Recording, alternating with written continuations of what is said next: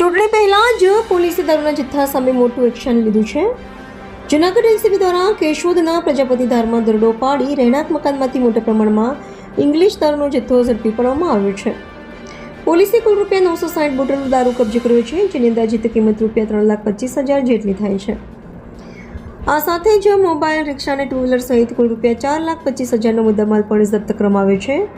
આ મામલે રમેશ ઉર્ફે રામો જેતા ગરચર અને રવિ ભૂપત ચાવડા નામના આરોપીઓ સામે પ્રોહિબિશન એક્ટ હેઠળ ગુનો નોંધવામાં આવ્યો છે.